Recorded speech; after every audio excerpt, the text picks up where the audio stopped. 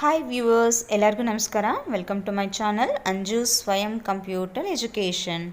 Intra state G S T purchase ಅಥವಾ local dealer ಕಡೆಯಿಂದ ಮಾಡಿರುವಂಥ ಜಿ ಎಸ್ ಟಿ ಪರ್ಚೇಸ್ ಟ್ರಾನ್ಸಾಕ್ಷನ್ಸ್ನ ಸ್ಟೆಪ್ ಬೈ ಸ್ಟೆಪ್ ಯಾವ ರೀತಿ ರೆಕಾರ್ಡ್ ಮಾಡೋದು ಟ್ಯಾಲಿಯಲ್ಲಿ ಅಂತ ತಿಳ್ಕೊಬೇಕಾದ್ರೆ ಇವತ್ತಿನ ವಿಡಿಯೋನ ಕಂಪ್ಲೀಟಾಗಿ ನೋಡಿ. ನೀವಿನ್ನೂ ಏನಾದರೂ ನನ್ನ ಚಾನಲ್ನ ಸಬ್ಸ್ಕ್ರೈಬ್ ಮಾಡ್ಕೊಂಡಿಲ್ಲ ಅಂದರೆ ಈಗಲೇ ನನ್ನ ಚಾನಲ್ನ ಸಬ್ಸ್ಕ್ರೈಬ್ ಮಾಡಿಕೊಂಡು ಪಕ್ಕದಲ್ಲೇ ಇರುವಂಥ ಬೆಲ್ ಐಕನ್ನ ಟಚ್ ಮಾಡಿದ್ರೆ ನಾನು ಹಾಕೋವಂಥ ಪ್ರತಿಯೊಂದು ವಿಡಿಯೋದು ನೋಟಿಫಿಕೇಷನ್ನ ನೀವು ಪಡಿಬೋದು. ಹಾಗಾದರೆ local G S T purchase ಟ್ರಾನ್ಸಾಕ್ಷನ್ಸ್ನ ರೆಕಾರ್ಡ್ ಮಾಡಬೇಕಾದ್ರೆ ಏನು ಪ್ರೊಸೀಜರ್ನ ಫಾಲೋ ಮಾಡಬೇಕು ಅಂತ ನೋಡೋಣ. ಮೊದಲನೇದಾಗಿ ಜಿ ಎಸ್ ಟಿನ ನಮ್ಮ ಕಂಪನಿಗೆ ಆ್ಯಕ್ಟಿವೇಟ್ ಮಾಡ್ಕೋಬೇಕು. ಸೊ ಯಾವ ಕಂಪನಿ ಮುಖಾಂತರ ನಾವು ಪರ್ಚೇಸ್ ಮಾಡ್ತಿದ್ದೀವಿ ಆ ಕಂಪನಿಗೆ ಜಿ ಎಸ್ ಟಿನ ಆ್ಯಕ್ಟಿವೇಟ್ ಮಾಡ್ಕೋಬೇಕು. ಸೊ ಎರಡನೇದಾಗಿ ಸ್ಟಾಕ್ ಐಟಮ್ಸ್ ಅಥವಾ ಸ್ಟಾಕ್ ಗ್ರೂಪ್ಸ್ನ ಕ್ರಿಯೇಟ್ ಮಾಡಬೇಕಾದ್ರೆ ಅದಕ್ಕೆ ಜಿ ಎಸ್ ಟಿ ರೇಟನ್ನು ನಾವು ಮೆನ್ಷನ್ ಮಾಡಬೇಕು.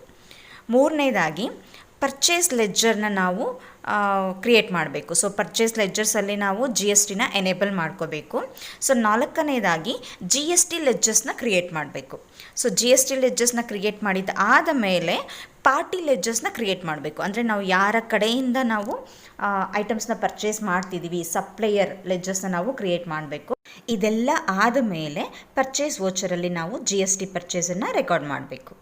ಹಾಗಾದರೆ ಇದನ್ನು ಇಲ್ಲಿ ಕೊಟ್ಟಿರುವಂಥ ಟ್ರಾನ್ಸಾಕ್ಷನ್ಸ್ ಮುಖಾಂತರ ಪ್ರಾಕ್ಟಿಕಲ್ಲಾಗಿ ಹೇಗೆ ಮಾಡೋದು ಅಂತ ನೋಡೋಣ ಬನ್ನಿ. ನಾನೀಗ ಆ್ಯಸ್ ಯೂಶುವಲ್ ಟ್ಯಾಲಿ ಓಪನ್ ಮಾಡಿಕೊಂಡು ಲೆಗ್ಸೈಡ್ ಪ್ರೈವೇಟ್ ಲಿಮಿಟೆಡ್ ಕಂಪನಿನ ಸೆಲೆಕ್ಟ್ ಮಾಡಿದ್ದೀನಿ. ಸೊ ಈಗ ನಮ್ಮ ಮೊದಲನೇ ಸ್ಟೆಪ್ ಏನು ಅಂತ ನೋಡೋಣ. ಮೊದಲನೇ ಸ್ಟೆಪ್ ಏನು ಮಾಡಬೇಕು, ಜಿ ಎಸ್ ಟಿನ ನಮ್ಮ ಕಂಪನಿಗೆ ಆ್ಯಕ್ಟಿವೇಟ್ ಮಾಡಬೇಕು. ಲೆಗ್ಸೈಡ್ ಪ್ರೈವೇಟ್ ಲಿಮಿಟೆಡ್ ಕಂಪನಿಗೆ ನಾವು ಜಿ ಎಸ್ ಟಿನ ಆ್ಯಕ್ಟಿವೇಟ್ ಮಾಡಬೇಕು. So G S T activate ಮಾಡಬೇಕಂದ್ರೆ ಏನು ಮಾಡಬೇಕು ನೋಡೋಣ. ಗೇಟ್ವೇ ಆಫ್ ಟ್ಯಾಲಿಯಿಂದ F11 ಪ್ರೆಸ್ ಮಾಡಿ. ಓಕೆ, ಸೊ ಇದರಲ್ಲಿ ಸ್ಟ್ಯಾಚ್ಯುಟರಿ ಆ್ಯಂಡ್ ಟ್ಯಾಕ್ಸೇಷನ್ನ ಸೆಲೆಕ್ಟ್ ಮಾಡಿ ಅಥವಾ F3 ಪ್ರೆಸ್ ಮಾಡಿ. ಓಕೆ, ಸೊ ಈ ಸ್ಟ್ಯಾಚ್ಯುಟರಿ ಆ್ಯಂಡ್ ಟ್ಯಾಕ್ಸೇಷನ್ ಡೀಟೇಲ್ಸಲ್ಲಿ enable goods and service tax G S T ಇದೆ ನೋಡಿ, ಇದನ್ನು ಎನೇಬಲ್ ಮಾಡ್ಕೊಳ್ಳಿ. ಇವಾಗ ಇದು ಎನೇಬಲಲ್ಲಿಲ್ಲ, ನೋ ಅಂತ ಇದೆಯಲ್ವಾ.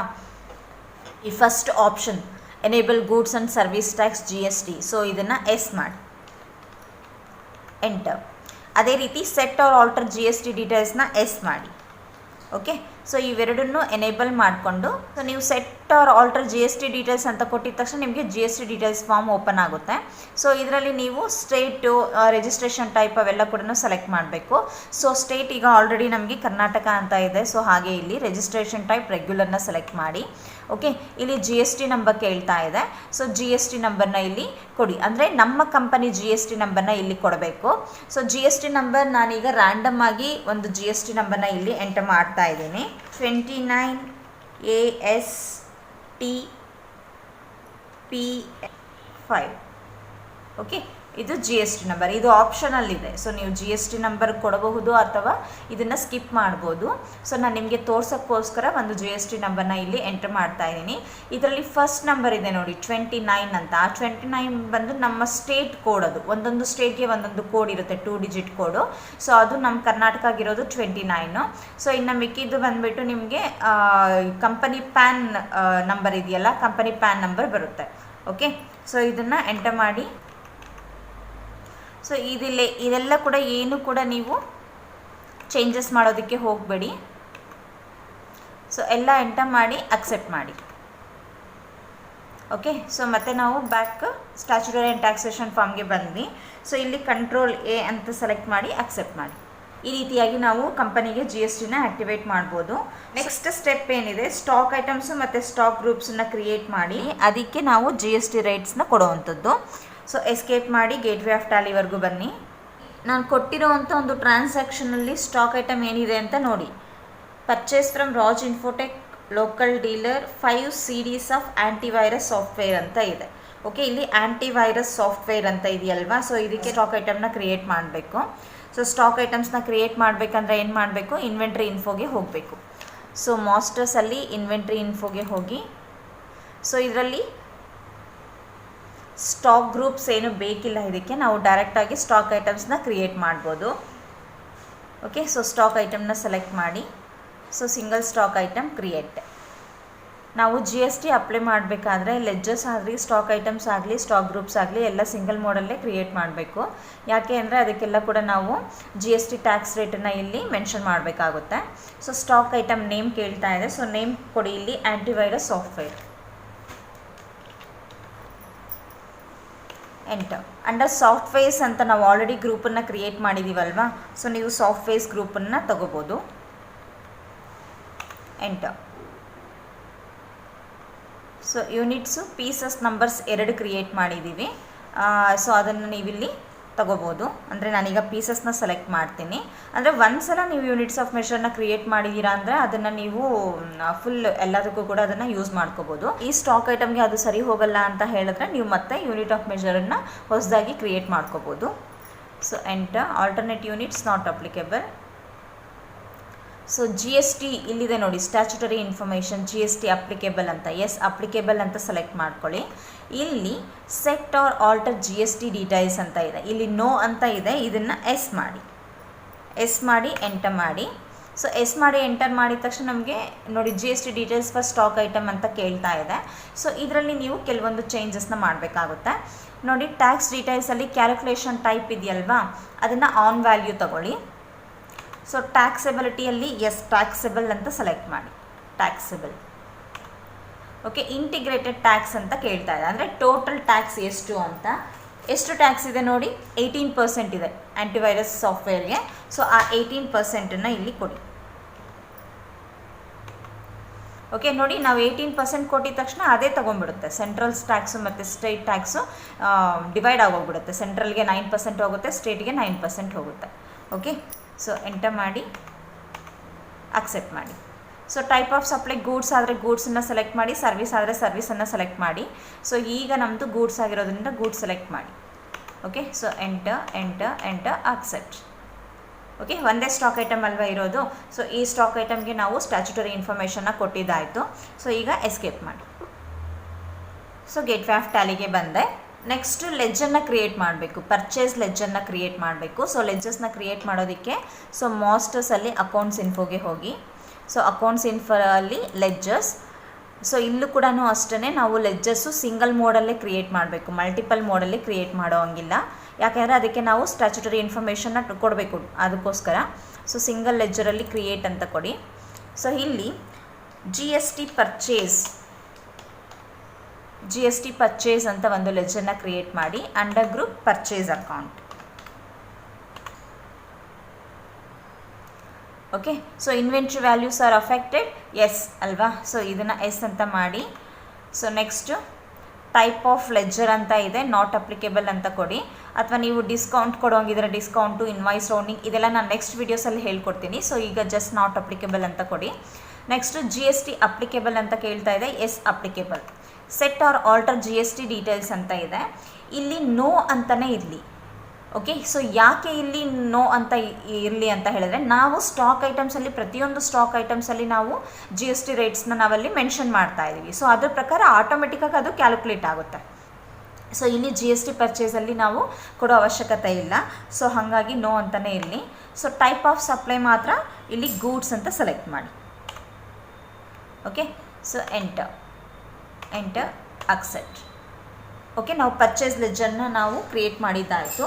Next step G S T ಲೆಡ್ಜರ್ಸ್ನ ಕ್ರಿಯೇಟ್ ಮಾಡಬೇಕು. ಜಿ ಎಸ್ ಟಿ ಲೆಡ್ಜರ್ಸ್ ಈಗ ನಾವು ಮಾಡ್ತಿರೋದು ಲೋಕಲ್ ಪರ್ಚೇಸ್ ಅಲ್ವಾ, ಅಂದರೆ within a state intra state ಪರ್ಚೇಸನ್ನು ನಾವು ಮಾಡ್ತಾ ಇದ್ದೀವಿ.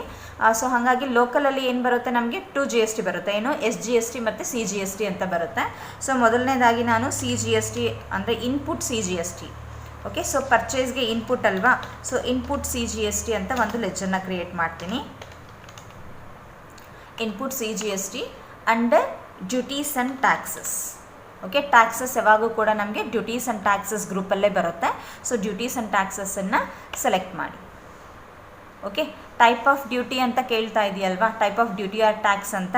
ಸೊ ಇದರಲ್ಲಿ ಜಿ ಎಸ್ ಟಿನ ಸೆಲೆಕ್ಟ್ ಮಾಡಿ. ಟ್ಯಾಕ್ಸ್ ಟೈಪ್ ಇದು ಸೆಂಟ್ರಲ್ ಟ್ಯಾಕ್ಸಾ ಏನು ಅಂತ. ಸಿ ಜಿ ಎಸ್ ಟಿ ಅಂದರೆ ಸೆಂಟ್ರಲ್ ಜಿ ಎಸ್ ಟಿ ಅಲ್ವಾ, ಸೊ ಸೆಂಟ್ರಲ್ ಟ್ಯಾಕ್ಸನ್ನು ಸೆಲೆಕ್ಟ್ ಮಾಡಿ. ಸೊ ಪರ್ಸಂಟೇಜ್ ಆಫ್ ಕ್ಯಾಲ್ಕುಲೇಷನ್ ಅಂತ ಇದೆ. ಸೊ ಪರ್ಸಂಟೇಜ್ ಆಫ್ ಕ್ಯಾಲ್ಕುಲೇಷನ್ನ ನೀವು ಇಲ್ಲಿ ಏನು ಕೊಡ್ತೀರೋ ಅದು ನಿಮಗೆ ಅಲ್ಲಿ ಡಿಸ್ಪ್ಲೇ ಆಗುತ್ತೆ. ಸೊ ಓನ್ಲಿ ಫಾರ್ ಡಿಸ್ಪ್ಲೇ ಇಲ್ಲಿದೆ. ಸೊ ಈಗ ನಾವು 18% ಅಂತ ಅಲ್ಲಿ ಕೊಡ್ತಿದ್ದೀವಲ್ವಾ, ಇಲ್ಲಿ ನಾವು ಸಿಂಗಲ್ GST ಅಂದರೆ ನಾವು ಎಲ್ಲ ಒಂದು ಸ್ಟಾಕ್ ಐಟಮ್ಸ್ಗೂ ಕೂಡ 18% ಆದರೆ ಇಲ್ಲಿ ಮೆನ್ಷನ್ ಮಾಡ್ಬೋದು. ಬಟ್ ಡಿಫ್ರೆಂಟ್ GST ರೇಟ್ಸ್ ಇರೋವಂಥ ಸ್ಟಾಕ್ ಐಟಮ್ಸ್ ನಾವು ಯೂಸ್ ಮಾಡ್ತಿದ್ರೆ ಎಲ್ಲದಕ್ಕೂ ಒಂದೇ ರೇಟೇ ಡಿಸ್ಪ್ಲೇ ಆಗುತ್ತೆ. ಸೊ ಹಾಗಾಗಿ ನಾನು ಇದನ್ನು 0% ಅಂತ ಕೊಟ್ಟು ಎಂಟರ್ ಮಾಡ್ತೀನಿ. ಓಕೆ, ಸೊ ರೌಂಡಿಂಗ್ ಮೆಥಡ್ ಕೇಳ್ತಿದೆ. So just normal rounding select ಮಾಡಿ, ಅಕ್ಸೆಪ್ಟ್. ಸೊ CGST ಆಯಿತು. ಇವಾಗ SGST ಕ್ರಿಯೇಟ್ ಮಾಡಿ. Input SGST under group duties and taxes. So ಇಲ್ಲಿ type of duty or tax GST select ಮಾಡಿ. Tax type state tax. Okay, percentage of calculation 0% ಇರಲಿ. Rounding method normal rounding. Okay, enter accept. GST ledgers create ಮಾಡಿ ಆಯಿತು. ಈಗ party ಲೆಜರ್ನ create ಮಾಡಬೇಕು. ಅಂದರೆ ನಾವು ಯಾವ ಪಾರ್ಟಿಯಿಂದ ಪರ್ಚೇಸ್ ಮಾಡ್ತಿದ್ದೀವಿ ಆ ಪಾರ್ಟಿ ಲೆಜರ್ನ ಕ್ರಿಯೇಟ್ ಮಾಡಬೇಕು. ಸೊ ಇಲ್ಲಿ ರಾಜ್ ಇನ್ಫೋಟೆಕ್ ಅನ್ನೋದು ಲೋಕಲ್ ಡೀಲರ್ ಅಲ್ವಾ ಇವರು. ಸೊ ರಾಜ್ ಇನ್ಫೋಟೆಕ್ಕನ್ನು ಕ್ರಿಯೇಟ್ ಮಾಡಿ. ಇನ್ಫೋಟೆಕ್ ಇದು under group sundry creditor supplier ಅಲ್ವಾ. ಸೊ ಸನ್ರಿ ಕ್ರೆಡಿಟಾರ್ಸ್ನ ಸೆಲೆಕ್ಟ್ ಮಾಡಿ. So maintain balances bill by bill ಅಂತ ಇದೆ. ಸೊ ಬಿಲ್ ಬೈ ಬಿಲ್ ಬೇಕು ಅಂತ ಹೇಳಿದ್ರೆ ನಾನು ಇದ್ರ ಬಗ್ಗೆ ನಿಮಗೆ ನೀಟಾಗಿ ಮುಂದಿನ ವಿಡಿಯೋಗಳಲ್ಲಿ ತಿಳಿಸ್ಕೊಡ್ತೀನಿ ಏನಿದು ಅಂತ. ಸೊ ಜಸ್ಟ್ ಇವಾಗ ಎಸ್ ಅಂತ ಇರಲಿ, ಇಲ್ಲ ನೋ ಮಾಡಿದ್ರು no problem. Inventory values are affected, no. So name Raj Infotech. Address ಇದ್ದರೆ ನೀವು ಅಡ್ರೆಸ್ ಡೀಟೇಲ್ಸ್ನ ಇಲ್ಲಿ ಕೊಡಬಹುದು. So country India, state Karnataka. So pin code ಇದ್ದರೆ ಪಿನ್ ಕೋಡ್ ಕೊಡಬಹುದು. ಸೊ ಅಂದರೆ ಈಗ ನಾನು ಸ್ಕಿಪ್ ಮಾಡ್ತಿದ್ದೀನಿ ಅಷ್ಟೇ. ಬಟ್ ಈ ಡೀಟೇಲ್ಸ್ ಎಲ್ಲ ನೀವು ಕಂಪನಿಯಲ್ಲಿ ವರ್ಕ್ ಮಾಡಬೇಕಾದ್ರೆ ಕೊಡಬೇಕಾಗುತ್ತೆ. ಎಂಟರ್. ಸೊ ಅವ್ರದ್ದು PAN number, registration type, GST number ಇದ್ದರೆ ಇಲ್ಲಿ GST ನಂಬರ್ನ ಕೊಡಬೇಕಾಗುತ್ತೆ.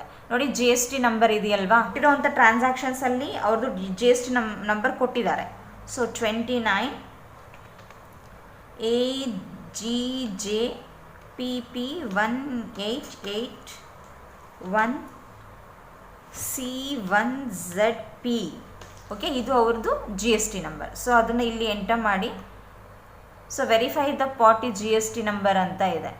ಅಂದರೆ ನಾನು ಯಾವುದೋ ಒಂದು ರ್ಯಾಂಡಮ್ GST ನಂಬರ್ ಹಾಕಿರೋದ್ರಿಂದ ವೆರಿಫೈ ಅಂತ ಬರ್ತಿದೆ. ಬಟ್ ಕರೆಕ್ಟ್ GST ನಂಬರ್ ಅಲ್ಲ ಇದು. ನೋ ಪ್ರಾಬ್ಲಮ್, ಜಸ್ಟ್ ಎಂಟರ್ ಮಾಡಿ ಇದನ್ನು. Okay, set or alter GST details ಅಂತ ಇದೆಯಲ್ಲ, ಇದನ್ನು ಎಸ್ ಮಾಡಿ. ಸೊ ಇದು ಅಷ್ಟೇ. ಇಲ್ಲಿ ರಿಜಿಸ್ಟ್ರೇಷನ್ ಟೈಪ್ ಅಂದರೆ ಕಸ್ಟಮರ್ ನಮಗೆ ಸಪ್ಲೈಯರ್ ಇದ್ದಾರಲ್ವಾ, ಸಪ್ಲೈಯರ್ದು ರಿಜಿಸ್ಟ್ರೇಷನ್ ಟೈಪ್ ಎಲ್ಲ ಕೂಡ ನಾವಿಲ್ಲಿ ಸೆಲೆಕ್ಟ್ ಮಾಡಬೇಕಾಗುತ್ತೆ. ಸೊ ರೆಗ್ಯುಲರ್ ಅಂತ ಕೊಡಿ. ಅದರ್ ಟೆರಿಟರಿ ಆದರೆ ಎಸ್ ಅಂತ ಕೊಡಿ, ಇಲ್ಲ ನೋ. ಇವಾಗ ಲೋಕಲ್ ಡೀಲರ್ ಅಲ್ವಾ, ಸೊ ನೋ ಇರಲಿ. ಸೊ ನೋಡಿ ಅಲ್ಲಿ ಕೊಟ್ಟಿರೋವಂಥ GST ನಂಬರ್ ಆಟೋಮೆಟಿಕ್ಕಾಗಿ ನಮಗೆ ಇಲ್ಲಿ ಬಂದಿದೆ. ಓಕೆ, ಸೊ ಇದನ್ನು ಸೆಲೆಕ್ಟ್ ಮಾಡಿ ಅಕ್ಸೆಪ್ಟ್ ಮಾಡಿಕೊಡಿ. ಓಕೆ, ಪಾರ್ಟಿ ಲೆಜರ್ ಕೂಡ ಕ್ರಿಯೇಟ್ ಮಾಡಿದ್ದಾಯಿತು. ಸೊ ಈಗ ನಾವು ಪರ್ಚೇಸನ್ನು ರೆಕಾರ್ಡ್ ಮಾಡಬೇಕು. ವೋಚರ್ಸ್ಗೆ ಹೋಗಿ ಪರ್ಚೇಸನ್ನು ರೆಕಾರ್ಡ್ ಮಾಡಬೇಕು. ಎಸ್ಕೇಪ್ ಮಾಡಿ ಗೇಟ್ವೇ ಆಫ್ ಟ್ಯಾಲಿಗೆ ಬನ್ನಿ. ಸೊ ಇದರಲ್ಲಿ ಟ್ರಾನ್ಸಾಕ್ಷನ್ಸಲ್ಲಿ ಅಕೌಂಟಿಂಗ್ ವೋಚರ್ಸನ್ನು ಸೆಲೆಕ್ಟ್ ಮಾಡಿ. Okay, so accounting vouchers. So ಈಗ ಪೇಮೆಂಟ್ ವೋಚರಲ್ಲಿದೆ. ಸೊ ಪರ್ಚೇಸ್ಗೆ ಹೋಗಬೇಕು ಅಂತ ಹೇಳಿದ್ರೆ F9 ಪ್ರೆಸ್ ಮಾಡಬೇಕು. F9 ಪ್ರೆಸ್ ಮಾಡಿ. Okay, purchase number 3. So already 2 purchases ಮಾಡಿದ್ವಿ, ವಿತೌಟ್ GST ಮಾಡಿದ್ದೀವಿ. ಈಗ ವಿತ್ GS ಪರ್ಚೇಸ್ ನಂಬರ್ 3 ಮಾಡ್ತಾ ಇದ್ದೀವಿ. ಸೊ ಇಲ್ಲಿ ಸಪ್ಲೈಯರ್ ಇನ್ವಾಯ್ಸ್ ನಂಬರ್ ಸೊ ಇದ್ದರೆ ನಾವಿಲ್ಲಿ ಕೊಡಬಹುದು, ಇಲ್ಲ ಅಂದರೆ ಇದನ್ನು ಸ್ಕಿಪ್ ಮಾಡಬಹುದು. ಸೊ ಈಗ ಸದ್ಯಕ್ಕೆ ನಮ್ಮಲ್ಲಿ ಸಪ್ಲೈಯರ್ ಇನ್ವಾಯ್ಸ್ ನಂಬರ್ ಇಲ್ಲ. ಸೊ ಎಂಟರ್ ಮಾಡಿ ಎಸ್ಕೇಪ್ ಮಾಡಿ. So party account name, so Raj Infotech ಅಲ್ವಾ. ಸೊ ರಾಜ್ ಇನ್ಫೋಟೆಕ್ ಸೆಲೆಕ್ಟ್ ಮಾಡಿ. ಸೊ ಅವ್ರದ್ದು ಡೀಟೇಲ್ಸ್. ಸೊ ಇದು ಆ್ಯಕ್ಚುಲಿ ನಾವು ಪಾರ್ಟಿ ಲೆಜರ್ನ ಕ್ರಿಯೇಟ್ ಮಾಡಿದಾಗ ಏನು ಕೊಡ್ತೀವೋ ಆ ಡೀಟೇಲ್ಸ್ ಇಲ್ಲಿ ಬಂದುಬಿಡುತ್ತೆ. ಓಕೆ, ಸೊ ಅಲ್ಲಿ ಕೊಟ್ಟಿಲ್ಲ ಅಂತ ಹೇಳಿದ್ರೆ ನೀವು ಇಲ್ಲೂ ಕೂಡ ಕೊಡಬಹುದು. ಓಕೆ, ಸೊ ಇದು ಲೋಕಲ್ ಅಲ್ವಾ. ಸೊ ಕಂಪಲ್ಸರಿ ಇಲ್ಲಿ ಕರ್ನಾಟಕ ಅಂತ ಇರಬೇಕು. ಬೈ ಮಿಸ್ಟೇಕ್ ಯಾವುದಾದ್ರೂ ಒಂದು ಸ್ಟೇಟ್ ಸೆಲೆಕ್ಟ್ ಆಗಿಬಿಟ್ಟಿದೆ ಅಂತ ಹೇಳಿದ್ರೆ ಸೊ ನಿಮಗೆ GST ಅನ್ನೋದು ಕ್ಯಾಲ್ಕುಲೇಟ್ ಆಗೋದಿಲ್ಲ. ಯಾಕೆಂದರೆ ನಾವಿಲ್ಲಿ CGST ಮತ್ತು SGST ಅಡ್ಜಸ್ಟ್ ಮಾಡಿದ್ದೀವಲ್ವಾ. ಇದು only for local intra state ಪರ್ಚೇಸ್ಗೆ ಮಾತ್ರ ಅಪ್ಲೈ ಆಗೋದ್ರಿಂದ ಸೊ ಕಂಪಲ್ಸರಿ ಸ್ಟೇಟ್ ಅನ್ನೋದು ಒಂದೇ ಇರಬೇಕು. ಸೊ ಎಂಟರ್ ಮಾಡಿ. ಪರ್ಚೇಸ್ ಲೆಜ್ಜರ್ GST ಪರ್ಚೇಸನ್ನು ಸೆಲೆಕ್ಟ್ ಮಾಡ್ಕೊಳ್ಳಿ. ಓಕೆ, 2 ಲೆಜ್ಜರ್ಸ್ ಇದೆ ನೋಡಿ, ಪರ್ಚೇಸಸ್ ಒಂದು, GST ಪರ್ಚೇಸ್ ಒಂದು. ಸೊ ನೀವು ಪರ್ಚೇಸಸ್ನ ಸೆಲೆಕ್ಟ್ ಮಾಡಿದ್ರೆ ಅದಕ್ಕೆ ನಿಮಗೆ ಟ್ಯಾಕ್ಸ್ ಅಪ್ಲೈ ಇಲ್ಲ ಅಲ್ವಾ. ಸೊ ಹಾಗಾಗಿ GST ಪರ್ಚೇಸನ್ನು ಸೆಲೆಕ್ಟ್ ಮಾಡಿ. So name of item antivirus software ನೋಡಿ, ಆ್ಯಂಟಿವೈರಸ್ ಸಾಫ್ಟ್ವೇರ್. ಆ್ಯಂಟಿವೈರಸ್ ನಾರ್ತನ್ ಬೇರೆ ಕ್ರಿಯೇಟ್ ಮಾಡಿದ್ದೀವಿ ಸ್ಟಾಕ್ ಐಟಮ್ಸ್, ಅದು ಲಾಸ್ಟ್ ವೀಡಿಯೋಗಳಲ್ಲಿ ಕ್ರಿಯೇಟ್ ಮಾಡಿದ್ದೀವಿ. ಅದು ನೋಡಿ ನಮಗೆ ಎಷ್ಟು ಪೀಸಸ್ ಸ್ಟಾಕ್ ಇದೆ ಅಂತ ತೋರಿಸುತ್ತೆ. 7 ಪೀಸಸ್ ಸ್ಟಾಕ್ ಇದೆ ಅದು. ಸೊ ಅದು ವಿತೌಟ್ GST ನಾವು ಪರ್ಚೇಸ್ ಮಾಡಿದ್ದೀವಿ. ಈಗ ಆ್ಯಂಟಿವೈರಸ್ ಸಾಫ್ಟ್ವೇರನ್ನು ವಿತ್ GST ಪರ್ಚೇಸ್ ಮಾಡ್ತಾ ಇದ್ದೀವಿ. ಸೊ ಇದನ್ನು ಸೆಲೆಕ್ಟ್ ಮಾಡ್ಕೊಳ್ಳಿ. ಸೊ ಎಷ್ಟು ಕ್ವಾಂಟಿಟಿ? 5 CDs ಅಲ್ವಾ? ಸೊ 5 ಅಂತ ಕೊಡಿ, 5 ಪೀಸಸ್. ರೇಟ್ ಎಷ್ಟಿದೆ ನೋಡಿ, 800 rupees each. So 800 rupees select ಮಾಡಿ. ಓಕೆ ನೋಡಿ 4000 ಬಂತು, ಎಂಟರ್. ಸೊ ಒಂದೇ ಐಟಮ್ ಅಲ್ವಾ ನಾವು ಅವ್ರ ಹತ್ರ ಪರ್ಚೇಸ್ ಮಾಡ್ತಾ ಇರೋದು. ಸೊ ಇನ್ನೂ ಒಂದು ಎಂಟರ್ ಪ್ರೆಸ್ ಮಾಡಿ. ಓಕೆ, ಸೊ ಇಲ್ಲಿ ಸೆಲೆಕ್ಟ್ ಮಾಡಿ, ಇಲ್ಲಿ ನಾವು GSTನ ಕೊಡಬೇಕಾಗುತ್ತೆ. Input C G S T select ಮಾಡಿ. ನೋಡಿ 360 ಆಟೋಮೆಟಿಕ್ಕಾಗಿ ಕ್ಯಾಲ್ಕುಲೇಟ್ ಆಗೋಯ್ತು. ಓಕೆ, ಯಾಕೆಂದರೆ ನಾವು ಆ್ಯಂಟಿವೈರಸ್ ಸಾಫ್ಟ್ವೇರ್ಗೆ ಕೊಟ್ಬಿಟ್ಟಿದ್ದೀವಲ್ವ, ಸ್ಟಾಕ್ ಐಟಮಲ್ಲೇ ಕೊಟ್ಬಿಟ್ಟಿದ್ದೀವಿ 18% ಅಂತ. ಸೊ ಅದು ಆಟೋಮೆಟಿಕ್ಕಾಗಿ ಅದು ಕ್ಯಾಲ್ಕುಲೇಟ್ ಆಯಿತು. ಹಾಗೆ ಇನ್ಪುಟ್ SGST ಸೆಲೆಕ್ಟ್ ಮಾಡಿ, ಎಂಟರ್. ಓಕೆ, ಸೊ ಇದು ಕರೆಕ್ಟಾಗಿದೆಯಾ ಇಲ್ವಾ ಅಂತ ನೋಡೋಣ ಈಗ ನಾವು. ಸೊ ಕ್ಯಾಲ್ಕುಲೇಟರ್ನ ಓಪನ್ ಮಾಡಿ. ಸೊ Ctrl N, 1000 ಇಂಟು ಎಷ್ಟು ನಮಗೆ 18% ಟೋಟಲ್ ಅಲ್ವಾ. ಸೊ 9% ಕ್ಯಾಲ್ಕುಲೇಟ್ ಮಾಡೋಣ, 9%. ಸೊ 360. ಸೊ CGSTಗೆ 360, SGSTಗೆ 360. 9% + 9% 18% ಕ್ಯಾಲ್ಕುಲೇಟ್ ಆಗಿದೆ. ಓಕೆ, ಅಂದರೆ ನಾವು ಮಾಡ್ತಿರೋ ಅಂಥದ್ದು ಕರೆಕ್ಟ್ ಆಗಿದೆ. Ctrl M ಪ್ರೆಸ್ ಮಾಡಿ. So enter. ಸೊ ಇಲ್ಲಿ ನಾವು ಬಿಲ್ ನಂಬರ್ ಕೊಟ್ಟಿಲ್ಲ, ಬಿಲ್ ನಂಬರ್ನ ಕೊಟ್ಟಿದ್ದರೆ ಎಗೇನೆಸ್ಟ್ ರೆಫರೆನ್ಸ್ ಅಂತ ತಗೋಬೋದಿತ್ತು. ಸೊ ಈಗ ಆನ್ ಅಕೌಂಟನ್ನು ಸೆಲೆಕ್ಟ್ ಮಾಡಿ,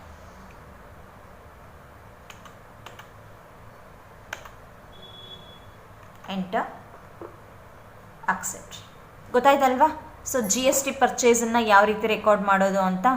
ಸೊ ಈಗ ನೆಕ್ಸ್ಟ್ ಟ್ರಾನ್ಸಾಕ್ಷನ್ ಏನಿದೆ ನೋಡೋಣ. ಅವ್ರಿಗೆ ನಾವು ರಾಜ್ ಇನ್ಫೋಟೆಕ್ಕಿಂದ ಪರ್ಚೇಸ್ ಮಾಡಿದ್ದೀವಲ್ವ, ಈಗ ನಾವು ಅಮೌಂಟನ್ನು ಪೇ ಮಾಡ್ತಾ ಇದ್ದೀವಿ. ಸೊ ಪೇಮೆಂಟ್ ಮಾಡಬೇಕು ಅಂತ ಹೇಳಿದ್ರೆ so payment, so F5 press ಮಾಡಿ. Okay, payment transaction account. So cash pay ಮಾಡ್ತಿರೋದ್ರಿಂದ ಕ್ಯಾಶ್ ಅಕೌಂಟನ್ನು ಸೆಲೆಕ್ಟ್ ಮಾಡಿ. ಸೊ ಪರ್ಟಿಕ್ಯುಲರ್ ಬಂದು ರಾಜ್ ಇನ್ಫೋಟೆಕ್ ಸೆಲೆಕ್ಟ್ ಮಾಡಿ.